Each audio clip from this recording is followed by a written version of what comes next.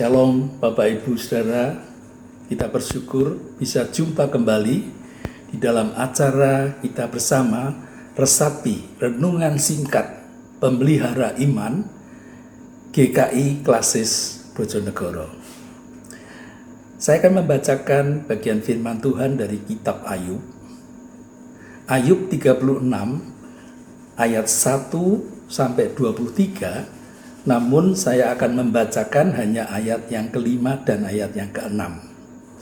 Demikian dikatakan. Ketahuilah, Allah itu perkasa, namun tidak memandang hina apapun. Ia perkasa dalam kekuatan akal budi. Di dalam terjemahan lain dikatakan, Allah itu perkasa, segala sesuatu difahaminya, dan tak seorang pun dipandangnya hina. Lalu ayat 6 dikatakan demikian. Ia tidak membiarkan orang fasik hidup, tetapi memberi keadilan kepada orang-orang sengsara. Tema kita saya beri judul Allah pencipta kebaikan, bukan pencipta kejahatan atau penderitaan. Bapak Ibu Saudara, di dalam pergumulan penderitaan hidup yang berat, biasanya seringkali itu bisa menimbulkan serangkaian pertanyaan. Ya, misalnya, di manakah Allah? Mengapa Allah membiarkan kita umatnya menderita? Nah, di dalam bacaan kita Ayub 36, bagian ini adalah bagian nasihat Elihu terhadap Ayub sahabatnya yang pada waktu itu sedang bergumul di dalam penderitaannya.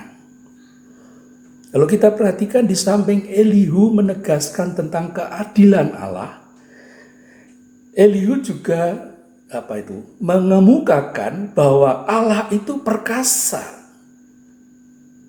namun manusia tidak dipandang rendah.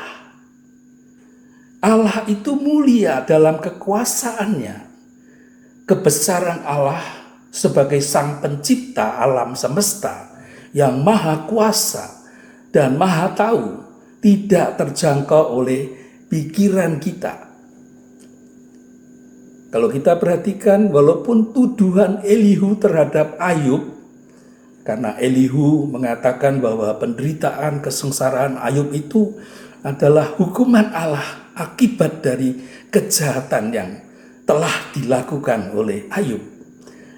Namun ada hal-hal baik yang Elihu kemukakan tentang orang yang sedang mengalami kesengsaraan dan penderitaan itu. Yang pertama, Elihu mengemukakan bahwa Allah akan memberi keadilan kepada orang yang sengsara. Ya.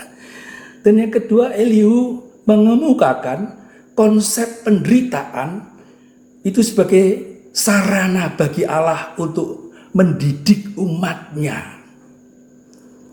Nah, kata-kata Elihu itu adalah kata-kata yang bisa membangun, menguatkan Ayub, ya, terutama. Dan Elihu juga memperkenalkan bahwa Allah itu adalah guru atau pendidik yang luar biasa. Dikatakan di dalam ayat 22, Ayub 36 itu, sesungguhnya Allah itu mulia di dalam kekuasaannya. Siapakah guru seperti dia? Ya. Melalui ungkapan-ungkapan Elihu ada pelajaran penting bagi kita, yaitu pada saat kita mengalami penderitaan. Penting bagi kita untuk mengenal Allah secara benar.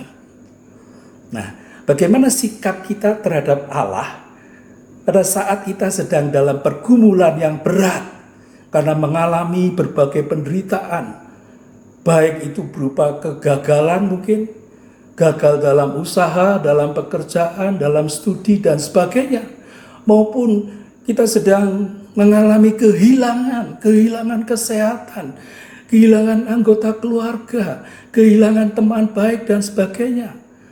Apalagi di masa pandemi ini, banyak sekali perubahan, pergumulan yang dialami oleh semua orang, ya. bila pengenalan kita akan Allah keliru, maka kita bisa menyalahkan Allah atas segala penderitaan yang sedang kita alami ini. Kejahatan dan penderitaan, bagian Ayub ini menekankan, bukanlah inisiatif Allah. Bila Allah membiarkan atau mengizinkan terjadinya kejahatan dan penderitaan, Allah pasti juga memiliki maksud baik. Karena itu janganlah sampai kita beranggapan bahwa Allah mengabaikan diri kita. Ya, bila Allah belum bertindak untuk menolong, janganlah kita menganggap Allah tidak mampu menolong. Kita harus mempercayai hikmat Allah yang jauh melampaui kemampuan kita untuk kita memahami apa yang terjadi atas hidup kita ini. Ya. Dan kita harus senantiasa mau belajar meyakini bahwa Allah adalah pencipta segala sesuatu yang baik, bukan pencipta kejahatan atau penderitaan. Karena itu, marilah kita mau selalu belajar melihat kebaikan Allah dan mempercayai Allah walaupun kita belum mengerti mengapa Allah membiarkan kita mengalami penderitaan. Maukah kita belajar? Mari kita berdoa.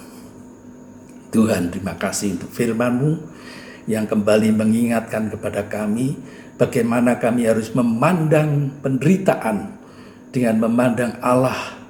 Engkau Allah yang baik, yang tidak membuat penderitaan atau kejahatan.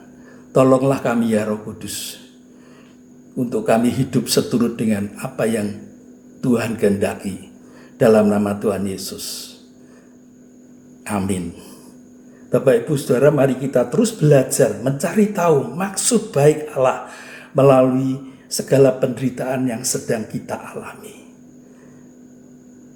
Tuhan memberkati kita semua.